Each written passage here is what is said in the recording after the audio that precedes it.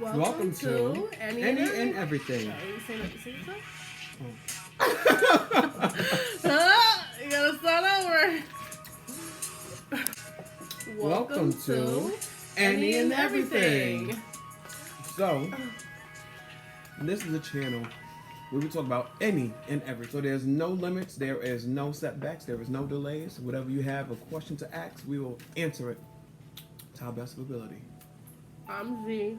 And I'm Trey. Welcome. Welcome. So, now, we all know Black History Month. Yeah. And even though it's Black History Month, we have to just realize and sit back as a black people. Black History Month is just a month that we celebrate, but Black History is every day. 365 days out of the year. Every day is Black History. And every day we have our black people making history, a new history that will be going down in the books. But as we're also in Black History Month, we have to also recognize and realize that racism is still existing, racism is still living in our world on today and every day. And we have, not just in the southern states, but even here in New York, we have times and trials and tribulations where we have to go through this thing called racism as a black people. And we can't say that racism is dead because it's still very much so alive. It's just not as prone and as, out there as it used to be. It's not as obvious and as vivid as it used to be. But we both had our experiences, I'm glad to say. Not glad to say, but, I would never think I would have that, actually. So sad. Yeah. After 23 years of living, I finally encountered my first racial. So sad. It's very sad. I mean, I never knew it still exists until I actually experienced for myself, and I was like, wow, that's unbelievable.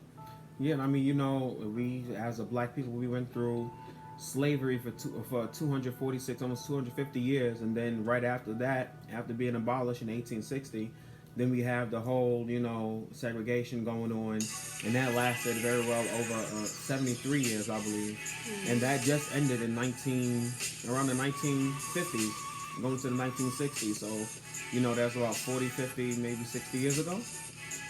But it's still living. It's not saying that it's over, but, I would say that now we have come to not an agreement, but a social agreement, I would say, for the most part, that we're going to try to be as peaceful and as friends as we can be. But then you have, again, that very thin line where you have the others and you have the ones that are racist. And what I was thinking about the other day is with racism, it's not something that you're born into. It's something that's learned. Because even as you see it in on social media, you see it in TV, you see that we can get along together, that we can separately. And I go to church a lot. I'm very much so involved in the church. But when you think about it all the way back into history in the Bible days, it was just supposed to be nothing but a conversation between two brothers and, two people in general that has turned out to be something so very chaotic and taken out of hand proportion of what's supposed to be into. And when you think about the Bible, you think about Cain and Abel. And that's what I mean by the conversation so we have between two people. There was two brothers. They would just have a conversation about a disagreement. Then things got violent. And now here we are, centuries later, still paying the price and still doing the same things that they were doing even way back in the Bible days. But now it's so more very vivid to the point where now it's become a racial thing where it's black against white and, Hispanic against Chinese and things like that. But we can make history. And we can change things, but it all starts with one person. So when you think it's fully gonna change, though, it's been going on for so long. Things have improved, but not fully. They haven't. I think, again, it takes our generation to change the things because, again, it's not something that's you're born into. It's something that's learned. And this has been generational curses that's been passed down from their families, from their parents and the parents of their parents and their grandparents and so on and so forth, all the way back into history. So again, it's something that's definitely learned, and it's something that is learned within the Caucasian household to hate a black person, not to like a black person. And we're living in today's day and age where a black person is considered a threat as we are climbing up the ladder, as we're climbing up, getting higher and higher on the ladder to get to where we want to be and to get to where we believe we belong. And sometimes that's clashing with the Caucasian people because they believe that, okay, well, this is our lane. Why are they entering into our lane? You have your lane, we have ours. But then, as a black people, there's some things that we can do that are better than Caucasian people, I would say. But, that all comes with work ethic. And a lot of Caucasian people, believe it or not, they are very privileged. So when you see a black person rising up, even amongst their rise up, like, they're coming up to their rise up, you have to support them. No matter if it's your brother, your sister, no matter if it's your enemy. And the Bible speaks of, you can't say that you love one another and hate your brother because then you'll be called and considered a liar. So therefore, you want to love on your enemies. You just want the best for everybody. And I would say now, in today's day and age, our generation is more, translucent and, transparent. What we want is we don't want people to sit up here and just badger us of things that happened in the past. We want people to sit up here and badger us of things that we need to do. What we want is for people and our elders to come to us and say, okay, well, I've been there and I've done that. And because I've been there and I've done that, then therefore I can sit up here and give you these tools that are necessarily for, number one, your growth, and then number two, for you to keep on getting through and keep on passing by. Some people don't even take it seriously. They don't think it's a real serious thing when they should, because it's affecting us still. Yeah, it is. In so many ways. Every day it is. I mean, you can walk into a store and you get racially profiled. Mm-hmm. You walk into, the streets and still get racially profiled. Like, I would say we have to look back into the movies as well, because in the movies it projects it a lot. Like, I believe it's Mental Society, they had went into the grocery store, and in the grocery store it was like, some Asian descent owners, and it was like, hurry up and buy. Oh yeah. So I'm like, even in the movies, even and when in they walked in and said niggas, nigga. and I'm like, what? But it's even in the movies, and it's something that I would say that now, again, in our generation, it's something that we can laugh back on because it's something that we have and we are still overcoming from. But when you think back onto Dr. King, he had a dream. And then you think on Barack Obama, he was a fulfillment of that dream. But still, that dream has not come to surpass yet, I would say. Like, we're not in the peak of the dream yet. We're still a part of the dream, trying to fulfill the dream each and every day. But then we have these setbacks and these minor delays of racism still happening, and the fact that some people can't, move on from what was and look at what is, and look forward to, what will be if we could work together. Some people just don't want to work together at all. So, have you ever encountered being, racially? Mm-hmm. Yeah, I had maybe 2 or 3 encounters. There was one encounter I had when I was staying in Atlanta. Right before I was getting ready to go to school, and I was working for McDonald's right there on Turner Hill Road. What's up, y'all? But right there in Lithonia, and it was right there in the Stonecrest Mall area, and I was working the back booth, and I was the best in my job. Long story short, there was this car of 2 Caucasian guys, and I took their order, very nice and professional as I always do. And what happened was he had forgot something in the back booth, so I'm like, all right, let me be a good Samaritan. Go to the front, see why the line isn't moving, and also give him what he left in the back booth. So I get up there in the front, and he calls me. He's like, hurry up, nigger. And I'm like, huh? Mm-hmm. So it had to register in my mind. I said, did he just say what I thought he said? I said, excuse me. So then he was like, you heard what I said? Hurry up, nigger, with the ER. Now I'm a person who like using the N-word, but So when he had said that, I had I had lost my temper, but I had to cool down because I had to realize and remember, again, I was in a professional place, a professional state, and I had my job on the line. So I'm like, what you're not going to do is affect me in that way, because at the end of the day, I know that you are hurt because of the fact that you're getting served by a black man who's also educated as on the same level or probably a higher level than you are. So therefore, you're threatened. But I had to also remember that, again, you're in a professional setting, and I spoke to a manager. He's like, what you're going, just calm down, go take a break, walk around, do what you have to do, but regroup and recoup yourself. And then I started to think on the comedian. I believe it was Flavor Flav. It was a situation with Flavor Flav, and I believe it's D.L. Hewley. Or no, it was Cat Williams. And they had went on the stage together. They had went on stage together, and it was for a comedy fest. So in the comedy fest, it was like a comedy roast, and they was roasting Flavor Flav, and they had Flavor Flav come down as a black monkey. Now, mind you, the entire comedy fest was an all Caucasian thing. It was all set up by Caucasian people. So what Flavor Flav had said to Cat Williams after the show, Cat Williams had told him, he was like, yo, Flavor Flav, are you crazy? Like, that was so demoting of you to sit up here and have them dress you up as a monkey and a gorilla, have you come down, roast you like that. And that's like, it may have been a play on word or something. It may have been a play on, like, skit. But it's very disrespectful to the black community because, they used to call us and consider us to be monkeys, gorillas, and things like that. And that's where we came from. So when Flavor Flav had told him, he said, sit down, Cat, let me tell you something. What you have to realize and understand is that they could sit up here and put me in a monkey costume and do whatever they want to do to me, but at the end of the day, they're paying me.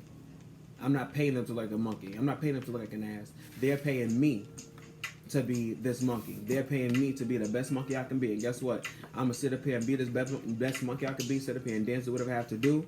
But at the end of the day, they're paying me. I'm getting paid. I may be getting humiliated, but at the end of the day, my money is coming from out of their pockets.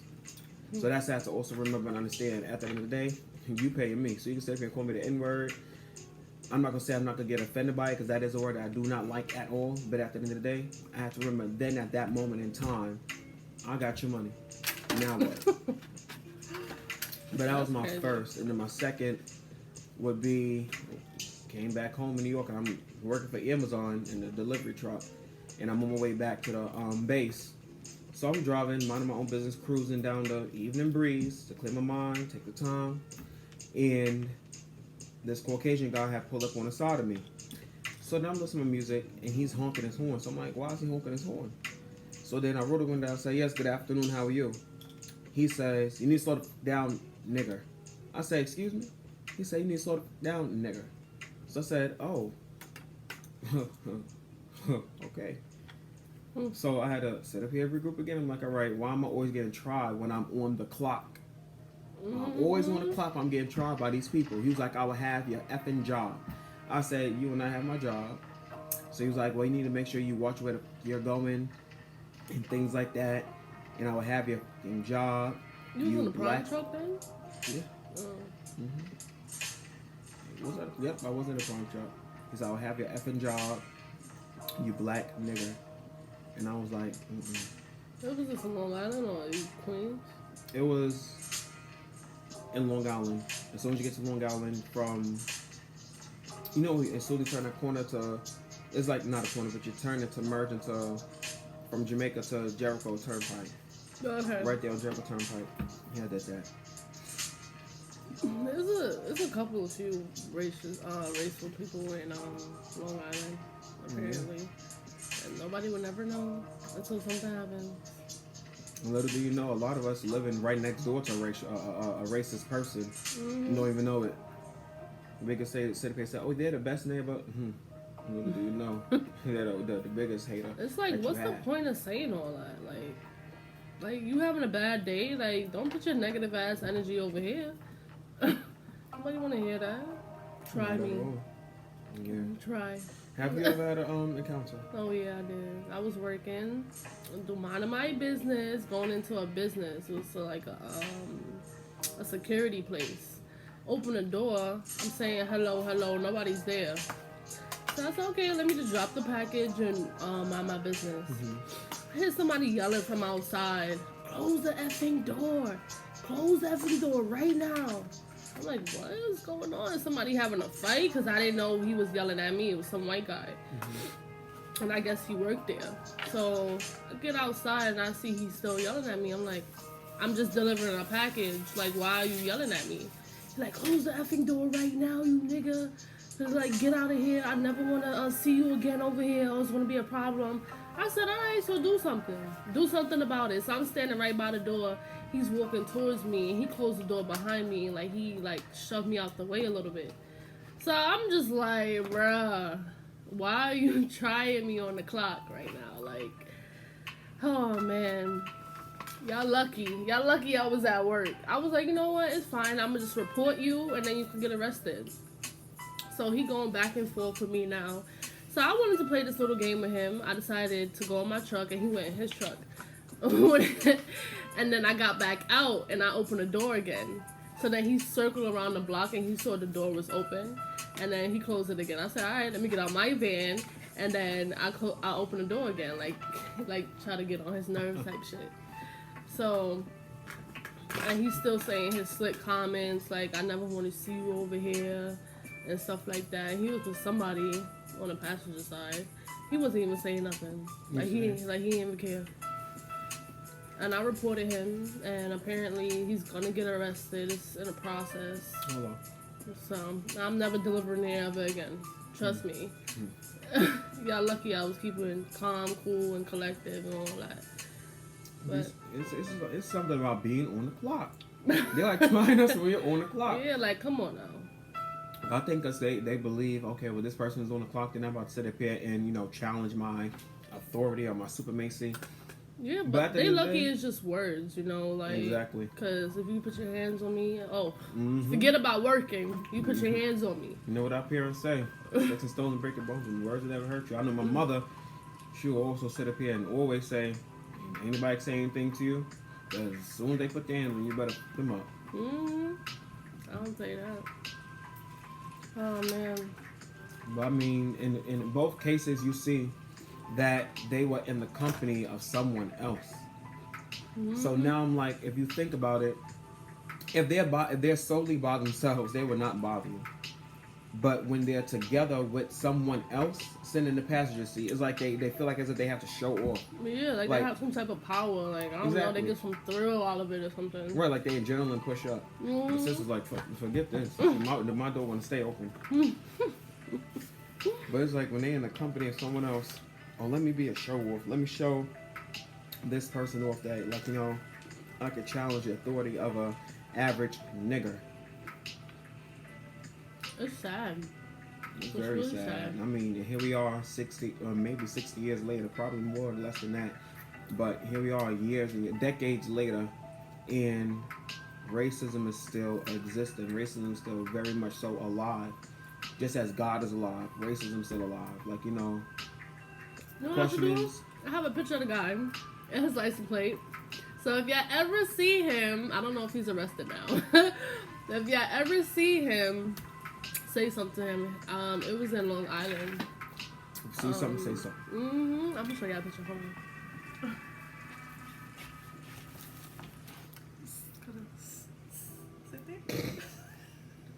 Yeah, but racism, again, this is Black History Month. This is something that needs to be not just exposed, something that needs to be talked on and spoke on and, life to be brought about.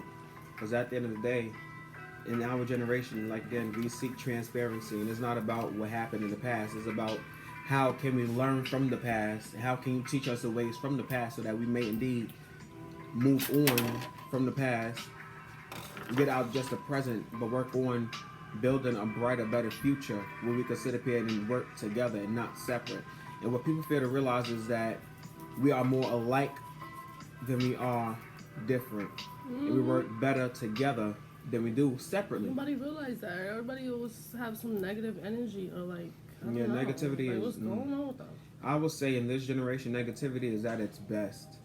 Because, I mean, when you think back on slavery, you could only think and imagine in their minds how negative they could have been in the situation they was in. Sitting up here having to pick up cotton, sitting up here getting whooping cough, sitting up here being whipped every day, sitting up here being raped almost every night. To sit up here and conceive and to breed a child. How, like, when you think about it, how can a mother love on a child that she didn't want to have, like, that she didn't plan for, that she didn't want to have out of her own will, but they took her will and made her to have this baby because they raped her? Like, how do you think a mother would feel? How do you think a mother would sit up here and love on a child like that? Let alone after the baby is born. It's not like the slave owners, the slave masters as they called them, wanted to have a black kid. Let alone they didn't want to have a black kid in the house. And if you were living in the house, well, you weren't living in the house.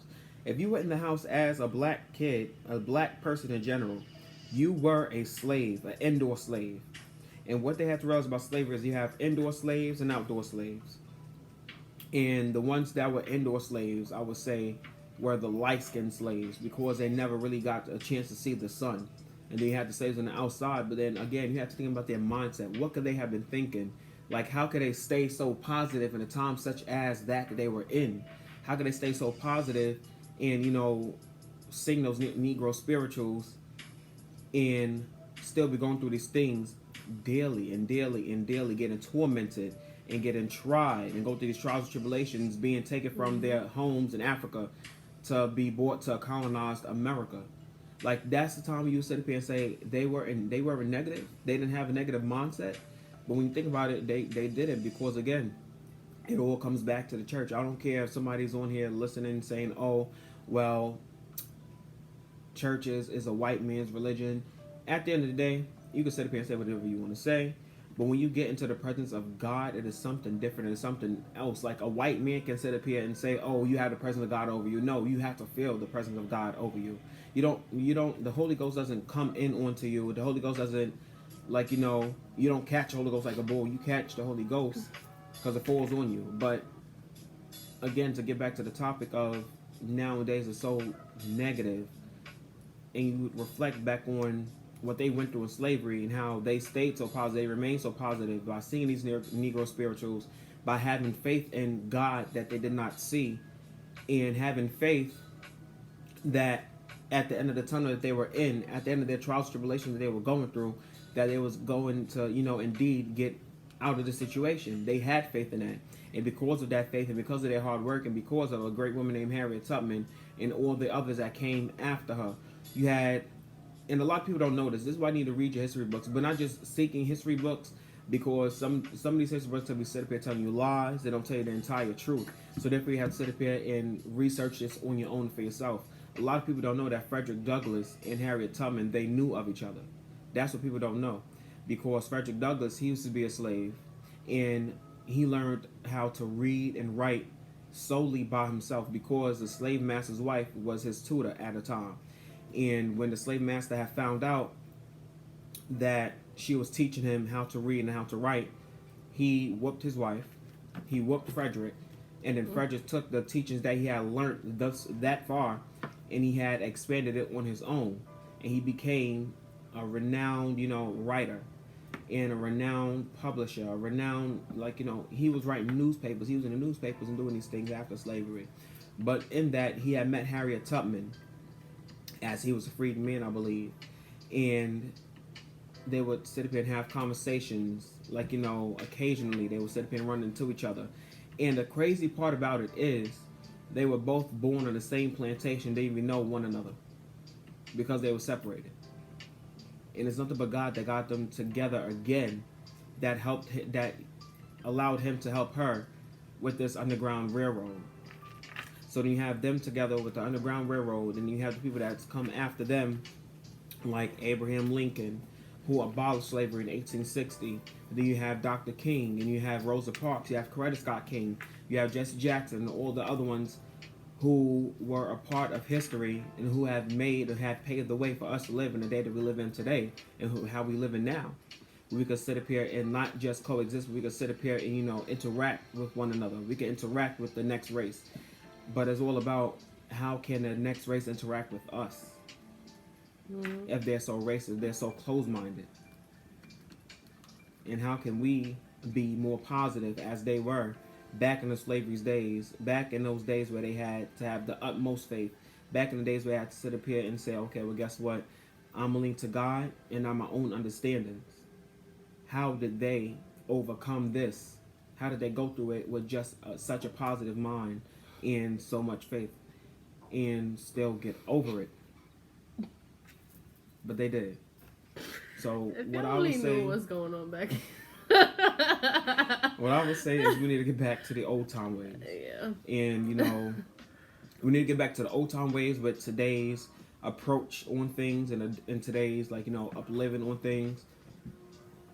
But we do have to indeed keep in mind of Dr. King's dream and have to realize that we are living in his dream, and we have to fulfill his dream until his dream is more than fulfilled. His dream has more than come true, but has indeed became not just a dream but a reality for all of us. This is a guy. I don't know if y'all can see that good. There, Oh, we go. He looked like a redneck. OD, right? He was so dirty. This is his license plate.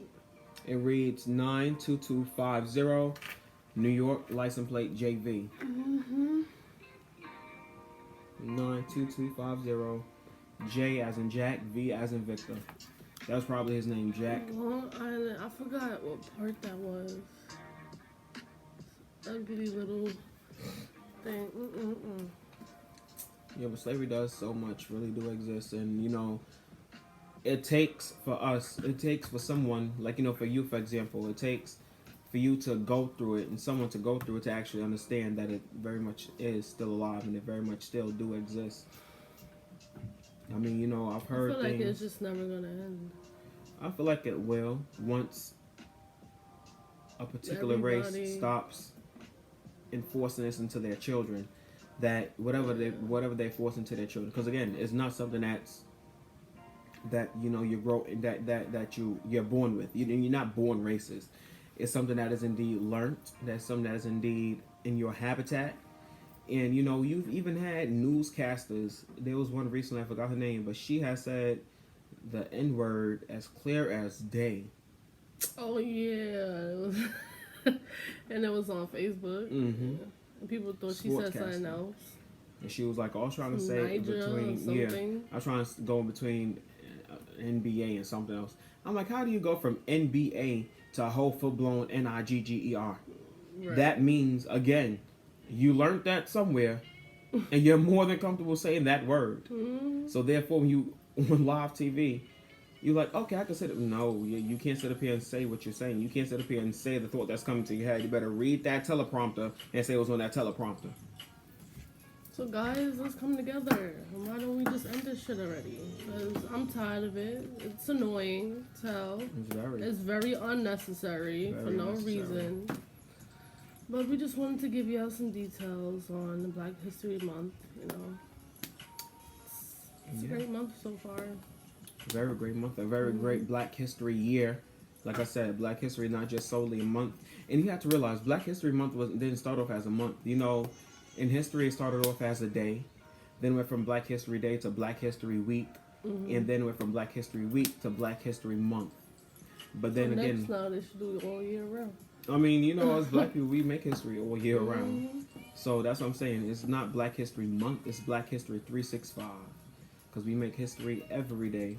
Shit, I'm probably those rednecks out there probably mad right now. Probably. But we don't care. Because apparently we make history. We break history. Black never crack. They sure don't. Yeah, more people breaking history that are of color than you do that are Caucasian. So you want to tell them about this channel? Or should I?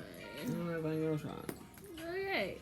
So basically this channel is about any and everything. We do any and everything throughout the day whenever we feel like recording. Mm-hmm. You might not see us all the time together. We might just make videos by ourselves and just upload it.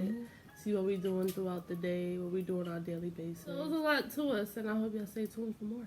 Yes, and then we will also be having, like, you know, we might have some guests pop up, and we might have them part of our, you know, little table talk. Yeah.